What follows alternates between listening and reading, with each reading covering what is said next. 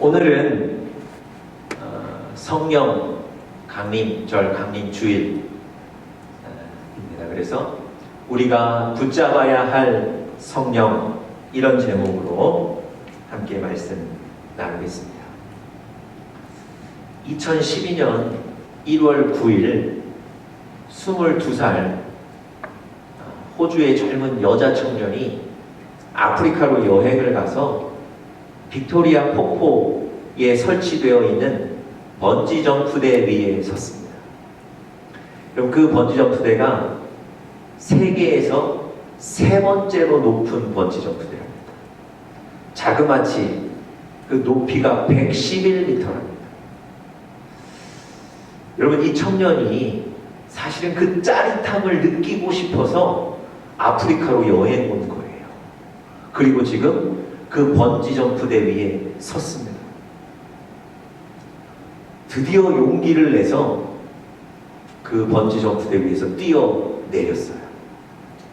여러분, 주변에 있는 사람들이 그 용기를 격려하며 환호성을 보냅니다.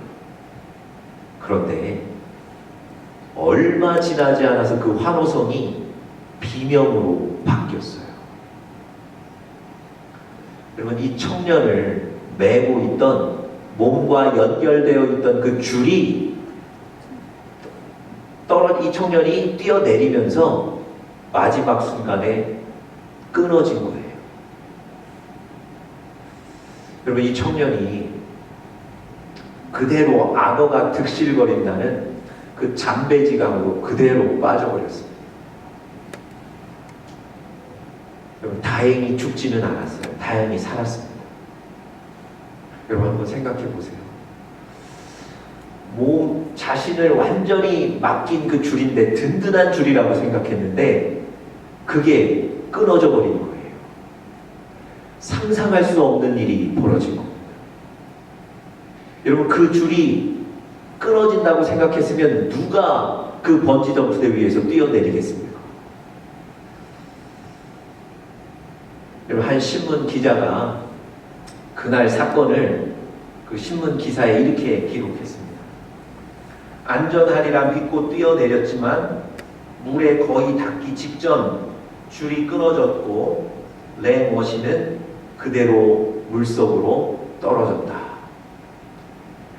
여러분, 안전하다고 믿었다는 거예요. 결코 그 줄이 끊어질 일은 없다고 생각했다는 거예요. 자기가 의지하고 있는, 자기가 붙잡고 있는 그 줄이 아주 든든한 줄이라고 믿었다는 겁니다. 그래서 자기 몸을 맡긴 거예요. 자기 생명을 맡긴 것 아닙니까?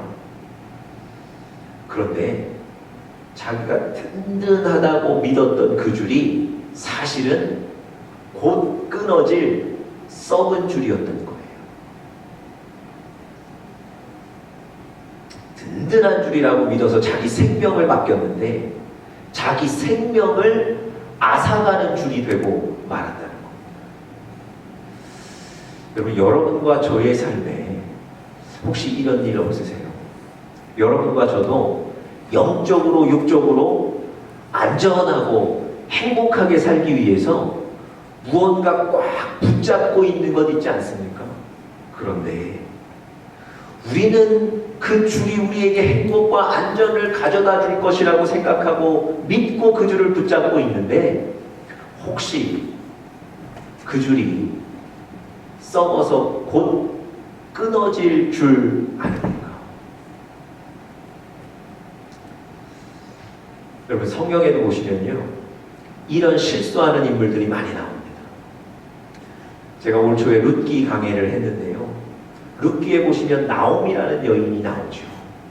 이 나옴이라는 여인도요, 가족과 행복하게 살기를 원했어요. 그래서 이 나오미에게도 뭔가 행복을 가져다 줄 만한 아주 든든한 줄이 필요했습니다. 그 든든한 줄을 찾고 있었어요. 그런데 마침 나오미 가족이 살던 베들레헴에 흉년이 들었습니다. 이 나오미가 남편과 함께 두 아들을 키우고 있었는데요, 두 아들을 키우는 입장에서 흉년이 들어가지고 먹을 양식이 없다는 것이 대단히 걱정이 됐어요. 그래서 나오미가 한 가지 결단을 내리죠. 이 베들레헴을 떠나서 모압이라는 땅으로 이주해야 되겠다. 이렇게 결단을 내립니다. 그러니까 여러분, 이 나오미는요, 모압으로 가는 것, 그 모압 땅이 우리 가정에게 행복과 안전을 가져다 줄 든든한 줄이라고 여겼던 거예요. 여러분, 나오미도 사실 대단한 결단한 거예요. 고향을 떠나서, 여러분, 외국에 가서 산다는 것이 쉬운 일은 아니지 않습니까? 그럼에도 불구하고 모압으로 갔다는 건요, 그 모압을 아주 든든한 줄이라고 붙잡았다는 거예요. 절대 끊어지지 않을 것이다. 그런데 여러분, 그 모압 땅에서 어떤 일들이 있었습니까? 그 가정의 가장이었던 남편이 먼저 세상을 떠나죠. 대단히 슬픈 일입니다. 그래도 두 아들 키워야 되기 때문에 용기를 내서 다시 살아요. 그런데 시간이 좀 흘러서 또 어떤 일이 벌어졌습니까? 그 두 아들마저 그 모압 땅에서 죽고 말죠. 여러분, 아들들 잘 키워보겠다고 간 땅에서 사실은 기쁨이 아니라 슬픔을 얻게 되었습니다. 여러분, 나오미는요, 분명히 모압으로 가야 살 수 있을 거라고, 모압으로 가는 것이 든든한 줄이라고 믿고 결정한 거예요. 그런데 그 모압이 든든한 줄이 아니고 곧 끊어질 썩은 줄이었던 거예요.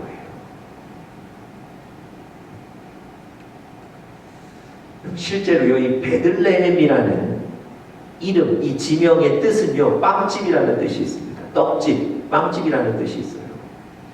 예수님께서 이 베들레헴에서 많은 사람들을 영적으로, 육적으로 먹이셨다는 거예요. 그런 축복의 땅이었다는 겁니다. 그런데 이 나오미가 그 든든한 줄을 버린 거예요. 그리고 곧 끊어질 모압이라는 줄을 든든하다고 생각하고 붙잡았던 거예요. 여러분, 우리 안에 혹시 이런 실수들이 없으신지 한번 잘 살펴보셔야 됩니다.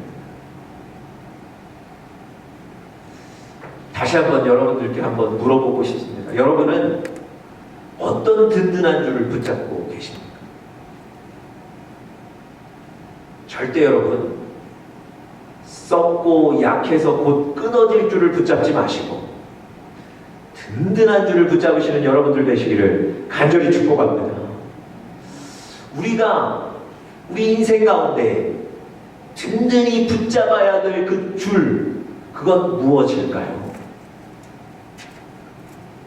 오늘 설교의 제목처럼 바로 성령입니다. 여러분과 제가 성령을 붙잡으시면 그 줄은 절대 끊어지지 않습니다. 그 줄은 여러분과 저를 안전하게 할 뿐만 아니라 행복으로 인도할 것입니다. 여러분, 성령이 뭐죠?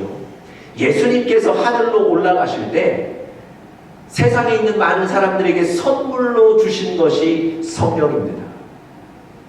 여러분, 예수님께서 제자들을 갑자기 떠나셨어요. 십자가에 달리심으로 갑자기 떠나셨어요. 그리고 돌아가셨죠. 여러분, 제자들이 얼마나 힘들었겠습니까? 제자들이 얼마나 놀랬겠습니까? 3년간 함께했던 그 예수님이 갑자기 그들 곁을 떠나신 거예요. 두렵고 떨리는 가운데 있었는데 예수님께서 그 제자들에게 나타나셔서 아버지께서 너희에게 주실 그 성령을 받기를 위해 준비하라고 말씀하신 거예요. 성령이 곧 임할 텐데 그 성령을 받기 위해 너희가 지금 준비해야 된다는 거예요. 그 성령에 집중해야 된다는 거예요. 여러분, 그 제자들이 성령을 받고 회복되고 일어나고 그 이후의 삶에 승리하게 될 줄 믿습니다. 여러분, 예수님은요, 성령을 통해서 쓰러진 사람, 넘어진 사람, 또 회복이 필요한 사람을 성령을 통해서 일으키시는 거예요. 이게 바로 예수님의 방법입니다. 성령이 우리를 세워주시는 겁니다. 여러분, 여러분들과 제가 우리 삶 속에서 우리의 안전과 우리의 삶을 위해 붙잡아야 될 것은 사람도 아니고요, 환경이나 조건도 아니고요, 우리의 감정도 아니고요, 바로 성령인 줄 믿습니다. 성령을 붙잡는 여러분과 제가 될 수 있기를 간절히 축복합니다. 여러분, 성령을 붙잡으면 여러분과 저의 삶에 과연 어떤 일이 일어날까요? 성령이 우리 안에 어떤 일을 하시길래 성령을 붙잡으면 승리한다고 말씀해 주실까요? 오늘 우리가 요한복음 14장 26절, 27절, 제가 전에도 한번 이 구절 가지고 말씀 전했는데요. 이 짧은 두 구절 속에 성령이 우리 가운데 어떤 일을 하시는지를 말씀해주고 있습니다. 우리가 구체적으로 좀 살펴보면서 오늘 그 성령의 뜨거움이 여러분과 저에게 있고 성령을 붙잡는 것을 결단하시기를 간절히 축복합니다. 첫 번째로요, 성령이 우리 안에 하시는 일 첫 번째는 성령은 우리를 가르치십니다. 성령은 우리를 가르치십니다. 26절에 보시면 이렇게 기록되어 있습니다. 내 이름으로 보내실 성령, 그가 너희에게 모든 것을 가르치시고, 성령이 가르치는 일을 하신다는 것을 분명히 기록하고 있습니다. 여러분, 성령을 붙잡으시면요, 그 성령이 여러분과 저를 가르치시는 거예요. 여러분, 성령이 가르치신다는 것은 성령이 하나님의 말씀을 깨닫게 하신다는 거예요. 여러분과 제가 성경을 읽고 듣고 묵상할 때 성령께서 그 말씀을 믿게 하시고 깨닫게 만들어 주시는 겁니다. 여러분, 우리 그리스도인들이 가진 특권 중에 큰 것 하나가 바로 말씀을 깨달을 수 있다는 거예요. 성경을 읽고 그 말씀을 믿을 수 있다는 거예요. 나에게 주신 말씀으로 받을 수 있다는 겁니다. 여러분, 예수를 믿지 않는 사람들은요, 성경을 읽어도 이 말씀을 믿지를 않아요. 오히려 비난하기 바쁘죠. 그리고 나 개인에게 주시는 말씀으로 깨닫지도 못합니다. 그래서 성경이 고린도전서 1장 18절, 우리 스크린 한번 보시겠습니다. 성경이 그래서 이렇게 얘기하시는 거예요. 같이 한번 읽어봅시다. 십자가의 도가 멸망하는 자들에게는 미련한 것이요, 구원을 받는 우리에게는 하나님의 능력이라. 여러분, 예수를 믿지 않는 자들에게는 이 말씀이, 성령이 그저 미련한 것으로 여겨지는 거예요. 그런데 그 말씀을 받고 깨닫는 여러분과 저에게는 이 말씀이 우리를 살리는 구원이며 능력인 거예요. 여러분, 말씀을 깨닫는 것, 이게 기적이라니까요. 이게 성령의 역사입니다. 여러분, 말씀을 깨닫는다는 건 우리 안에 성령이 역사하신다는 증거이면서 여러분과 저의 삶에 일어나는 기적이에요. 여러분, 말씀이 믿어지지 않을 때가 있습니다. 세상 사람들이 믿지 못하는 경우들이 많아요. 예수님께서 십자가를 지시고 그 십자가에서 돌아가셨다가 3일 만에 다시 살아나셨습니다. 여러분, 이 얘기를 세상 사람들이 믿지 못한다니까요. 어떻게 죽은 사람이 살아납니까? 이렇게 얘기하잖아요. 예수님이 십자가에 피 흘려 돌아가심으로 우리의 죄가 다 사해졌고 우리는 예수님의 자녀가 되어 영원한 생명을 얻었습니다. 안 믿는다니까요. 여러분, 천국과 지옥이 있습니다. 이 얘기를 하면, 이 얘기는 더더군다나 어린아이들 책에 나오는 선과 악을 대표하는 어린아이들 책에 나오는 상상 속에 나오는 얘기라고 생각하고 그냥 넘겨버려요. 여러분, 성경을 믿지 못한다니까요. 성경이 깨달아지지 않는다니까요. 그래서 여러분, 성경을 깨닫는 것, 말씀을 깨닫는 것은 여러분과 제 삶의 기적입니다. 하나님의 말씀을 깨달아서 잘못된 우리의 인생의 방향을 돌이킨다면 그것보다 우리 인생에 더 큰 축복, 더 큰 기적이 있겠습니까? 지난주에 책 한 권을 읽다가 이런 얘기를 읽었어요. 오래전에 한국의 한 대학에서 동성애 축제가 열렸답니다. 많은 사람이 모인 공적인 장소에서 음란 비디오를 같이 보고 그 다음에 그 동성애를 표현한 부에노스아이레스라는 영화를 상영해서 보는 그런 축제였답니다.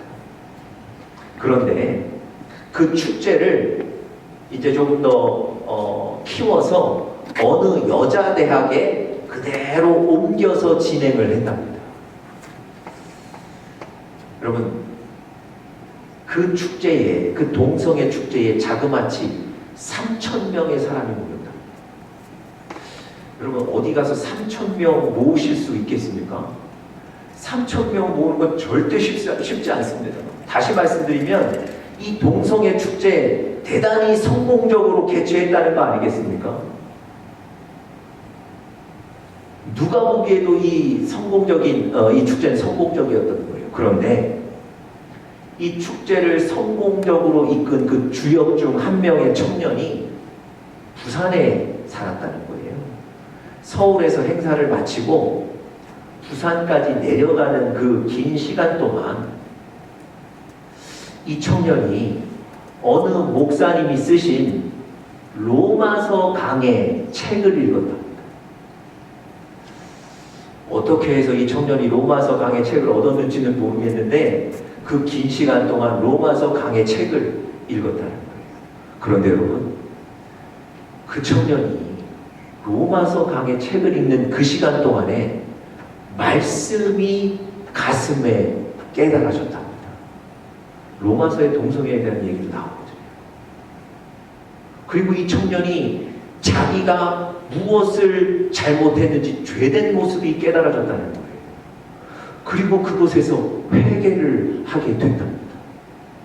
그리고 그 이후에 정말 교회를 진실하게 섬기는 하나님의 백성이 됐다는 거예요. 제가 지난주 읽은 책에 간증이 나옵니다. 여러분, 그 청년이 말씀을 깨닫고 인생의 방향을 바꾼 것, 이건 하나님의 기적이고 축복인 거예요. 여러분, 이런 일들이 여러분과 제 삶 속에 있다니까요. 일어난다니까요. 어떻게 가능하다고요?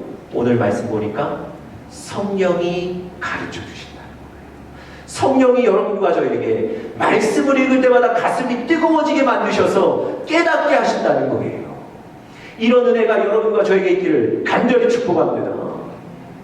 사무엘상 10장 6절 말씀 우리 스크린 통해서 한번 같이 읽어보겠습니다. 시작. 내게는 여호와의 영이 크게 임하리니 너도 그들과 함께 예언을 하고 변하여 새 사람이 되리라. 여러분, 오순절 기도 제가 나눠드린 그 자료에 이 구절 있죠. 아마 여러분들 이 구절 이제는 너무 잘 아실 겁니다. 하나님께서 사울 왕에게 이렇게 말씀하셨어요. 너에게 성령이 임하게 될 거다. 그러면 네가 예언을 하게 될 것이다. 여러분, 이 예언은 가까운 미래에 어떻게 될 것이다, 이 가까운 미래를 예측하는 게 아니고요. 이 예언이라는 건 하나님의 말씀을 선포하는 거예요. 성령이 임하면 하나님의 말씀을 선포하게 된다는 거예요. 선지자처럼. 여러분, 하나님의 말씀을 선포하려면 어떻게 해야 되겠습니까? 먼저 읽고 듣고 깨달아야 되지 않겠습니까? 하나님의 말씀이 깨달아진다는 거예요. 성령이 임했더니 하나님의 말씀이 깨달아져서 그 말씀을 선포하게 된다는 겁니다. 여러분, 성령이 여러분과 저에게 하나님의 말씀을 깨닫게 하시는 줄 믿습니다. 여러분, 이 말씀을 깨닫는 기적은 성령을 통해서 주어집니다. 여러분, 어떠세요? 여러분의 삶에 이런 기적들이 매일매일 나타나고 있습니까? 성령으로 말미암아 이런 기적들이 있기를 간절히 축복합니다. 두 번째로요, 성령이 임하시면, 성령을 붙잡으면 우리 안에 어떤 일을 하시는가? 성령은 말씀을 생각나게 하십니다. 성령은 말씀을 생각나게 하십니다. 26절 후반절에 보면 이렇게 되어 있어요. 내가 너희에게 말한 모든 것을 생각나게 하리라. 하나님께서 지금까지 주셨던 그 말씀들, 선포해 주셨던 말씀들이 여러분과 제 안에 다시 되살아나는 거예요. 그 말씀이 감격이 되어 일어나는 겁니다. 여러분, 베드로를 한번 좀 생각해 보시죠. 베드로가 예수님이 잡혀서 대제사장의 뜰에 끌려가셔서 신문 받으실 때 이 베드로가 그 대제사장의 뜰까지 쫓아갔죠. 어떤 일이 벌어지나 보고 있는데 그 주변에 있던 사람들이 계속해서 베드로에게 너도 저 예수와 함께 있었지 않았냐? 너 저 예수의 제자지 않냐? 계속해서 묻습니다. 베드로가 절대적으로 나는 아니라고 강조해서 부정하죠. 여러분, 워낙 성격이 급한 베드로랑 조금 찔리기는 했겠지만 그러고 넘어갔을 거예요. 그런데 새벽이 되고 닭이 울었어요. 그 뒤에 성경은 베드로의 모습을 이렇게 기록합니다. 우리 스크린 통해서 누가복음 말씀 같이 한번 보겠습니다. 주께서 돌이켜 베드로를 보시니 베드로가 주의 말씀 곧 오늘 닭이 울기 전에 네가 3번 나를 부인하리라 하심이 생각나서 밖에 나가서 심히 통곡했다는 거예요. 예수님의 말씀이 떠오르니까 내 악함이 보이는 거예요. 내 교만함이 보이는 거예요. 그래서 심히 통곡하게 되었다는 겁니다. 여러분, 하나님의 말씀이 내 안에 다시 떠오르고 그 말씀이 내 안에 내 마음을 뜨겁게 한다는 건 이렇게 중요한 거예요. 사람을 바꾸고요, 회개하게 만들고 삶의 방향을 바꾸는 것. 그래서 여러분, 하나님의 말씀이 떠오르는 건 너무너무 중요한데 바로 그 일을 성령님이 하신다는 겁니다. 여러분, 하나님의 말씀을 다시 생각나게 하신다는 것은요, 과거에 주셨던 은혜들을 다시 떠오르게 하신다, 이런 의미도 있습니다. 여러분, 사람이 참 약한 건 이 감사를 금세 잊어버린다는 것. 이런 부분에 사람이 참 연약한 것 같습니다. 금방 하나님이 이런 은혜를 주셨는데도 감사를 잊어버리고 사는 것. 그게 바로 사실 우리 모습 아닙니까? 여러분, 복음서에 보니까 예수님께서 10명의 문둥병자들을 치료해 주셨잖아요. 여러분, 그들의 인생이 바뀐 거예요. 이 문둥병자들은 가족들과 함께 살 수도 없었고요. 그렇게 격리되어 살다가 죽는 인생인데 예수님께서 그들의 병을 치료해 주셨기 때문에 인생을 바꿔주신 거예요. 그런데 돌아와서 감사한 사람은 단 한 사람밖에 없다. 예수님이 뭐라 그러셨습니까? 나머지 9명은 어디 있느냐? 이 말씀 한마디 하시면서 그들에 대한 아쉬움을 예수님이 얘기하신 거예요. 안타까움을 얘기하신 거예요. 여러분, 뭔가 문제가 좀 해결되면 금세 은혜를 잊어버리죠. 감사를 잊어버리죠. 하나님이 당연히 하실 일 하신 거지 뭐. 그리고 우연이나 운도 좀 섞여 있었겠지. 이제는 특별히 다른 은혜는 필요 없어. 이렇게 무덤덤하게 살아가게 되는 겁니다. 여러분, 지혜로운 사람은요, 주신 은혜를 생각하고 오늘도 감사하며 사는 사람, 그 겸손한 사람, 그 사람이 바로 지혜로운 사람입니다. 여러분, 요한복음 21장에 보시면 예수님께서 부활하신 이후에 제자들을 찾아오세요. 그런데 그 제자들이 물고기 잡으러 갔는데 여전히 물고기를 못 잡고 있어요. 그래서 예수님이 그들에게 이렇게 얘기하세요. 배 오른편에 그물을 내려라. 그런데 여러분, 제자들은요, 지금 오른편에 그물을 내리라고 말한 저 사람이 누군지 몰라요. 못 알아보고 있습니다. 그런데도 어쨌든 그 사람 말 따라서 오른쪽에 그물을 내렸더니 힘이 많은 물고기를 잡게 된 거예요. 그때 예수님의 제자 중 한 사람이 저분이 예수님이시다 알아보게 돼요. 예수님이 십자가를 지시기 전에 그때도 이 제자들이 물고기 잡는 것에 실패했거든요. 그때 예수님이 깊은 곳에 가서 그물을 내려 물고기를 잡으라 했던 그 말씀이 기억이 났던 거예요. 그리고 예수님을 알아보는 거예요. 여러분, 말씀이 생각나고 예수님이 베풀어 주셨던 은혜가 기억나는 것, 그래야 예수님을 알아보고 따라가고 순종할 수 있는 거예요. 그 은혜를 바로 성령님이 주시는 줄 믿습니다. 그래서 여러분과 제가 성령을 꼭 붙잡으셔야 되는 것. 마지막 세 번째로요, 우리가 성령을 붙잡을 때 성령님은 세상이 줄 수 없는 평안을 주십니다. 성령은 세상이 줄 수 없는 평안을 우리에게 주십니다. 여러분, 사실 하루하루가, 여러분들과 저의 삶의 현장 하루하루가 사실 얼마나 불안한 현장인지 모릅니다. 시편에 보시면 다윗이 늘 불안해하는 모습이 나와요. 뭐 때문에 불안해했습니까? 적들이 자기를 빠뜨리기 위해서 함정을 설치해 놨다는 거예요. 그런데 그 함정이 자기는 어디 있는지 모르는 거예요. 어디에 가서 자기가 빠질지, 어디에 가서 자기가 붙잡힐지 모르는 거예요. 늘 불안한 거예요. 어디를 갈 때마다 불안한 거예요. 여러분, 이 다윗을 잡기 위해서, 여러분과 저를 잡기 위해서 악한 영이 우리 다리가 걸리도록 낮은 곳에 줄을 설치해 놨어요.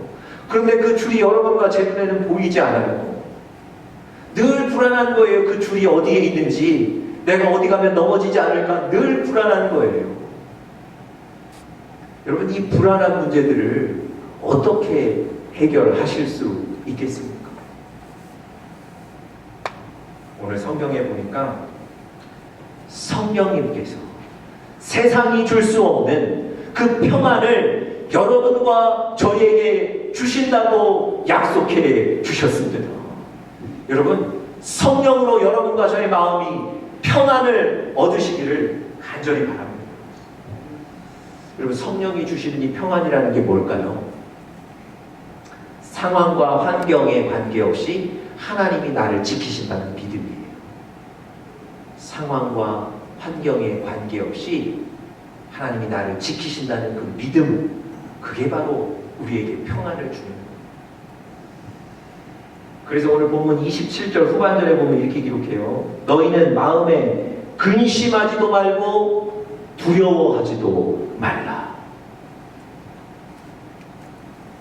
여러분, 세상 사람들은 다들 떨고 두려워하는데 하나님을 의지하는, 성령을 의지하는 자들은 평안한 거예요. 여러분, 세상 사람들은 부러워할 뿐 왜 저러는지 이해하지 못해요. 성령이 주시는 은혜이기 때문에 그렇습니다. 바울이 선교 여행을 다니다가 그가 머물고 있던 곳을 떠나서 예루살렘으로 들어가려고 합니다. 다윗을 사랑했던 주변의 많은 사람들이 울면서 다윗을 말려요. 그곳으로는 가지 마십시오. 왜냐하면 그 예루살렘에는 이 바울을 잡아서 고통을 주려는 사람들이 많이 있었거든요. 그곳에 가면 잡히는 거예요. 그곳에 가면 고통을 당하는 거예요. 그래서 울면서 말리는 겁니다. 그런데 어찌된 일인지 당사자인 바울은 당당합니다. 평안합니다. 오히려 그곳에 가는 걸 당연하게 여깁니다. 왜 그럴까요? 성령이 완전히 그를 사로잡고 있기 때문에 그래요. 그게 성령이 주시는 평안입니다. 여러분, 성령이 가르쳐 주시기도 하고, 때로는 성령이 어디에 무엇이 있는지 알려주시기도 하고, 때로는 성령이 가지 말아야 될 곳을 막아주시기도 하거든요. 그 성령님을 의지하는 거예요. 그랬더니 그는 세상이 줄 수 없는 평안을 누리는 겁니다. 여러분, 베드로가 이방인 고넬료의 집에 가서 복음을 전했죠. 여러분, 베드로가 예루살렘 교회의 영적 지도자인데, 그가 이방인의 집에 가서 복음을 전하고 그들과 먹고 교제했다는 소식이 교회에 알려지면 문제가 생기는 거예요. 자기 어떤 영적인 권위도 흠집이 났고 아마 사임해야 될지도 모릅니다. 그런데 여러분, 베드로는 너무도 담담해요. 베드로는 불안해하지 않습니다. 왜 그랬죠? 성령이 시킨 일을 했기 때문에, 성령이 그에게 충만했기 때문에 불안하지 않고 두렵지 않았던 거예요. 여러분, 성령이 이렇게 일하십니다. 여러분, 불안하거나 두려움이 사실 많이 찾아오지 않으십니까? 다시 성령을 구하세요. 성령이 세상이 줄 수 없는 그 평안을 여러분들과 저에게 주시기를 간절히 축복합니다. 부잣집 자제들이 늘 같이 모여서 있는 곳이 있었습니다. 거기는 그러니까 아주 고급 외제차에 고급 옷에 이런 것만 하고 있는 사람들이 모여 있는 그곳이 있었는데, 그래서 여러분, 많은 사람들이 그곳 지나가기를 꺼려했던 거예요. 왜냐하면 비교되고 또 괜히 주눅 들고 또 비웃음 받는 것 같아서 그곳을 지나가지 않는 거예요. 그런데 그냥 허름하게 평범하게 차려입은 사람이 그곳을 너무나도 자신있게 활보하는 거예요. 오히려 그들을 한번 쳐다보기까지 하고 주눅 들지도 않습니다. 이 사람 왜 그럴까요? 이 사람이 돈 있는 사람이거든요. 자기가 돈이 있으니까 저 비싼 차, 저 비싼 옷, 우스운 거예요. 그거 별로 부럽지 않은 거예요. 그거에 주눅들지 않는 거란 말이죠. 여러분, 잘 보세요. 여러분들과 저에게 성령이 충만하면 세상에 나가서 우리가 주눅들지 않아요. 성령이 충만하면 오히려 더 세상에 나가서 우리가 담대할 수 있습니다. 성령이 우리와 함께 하시기 때문에. 여러분, 우리 계속해서 올 한 해는 계속해서 하는 거예요. 성령으로 하십시오. 성령으로 말미암아 강한 교회와 가정과 여러분 개인 되시기를 간절히 축복합니다. 우리 다 같이 기도하겠습니다.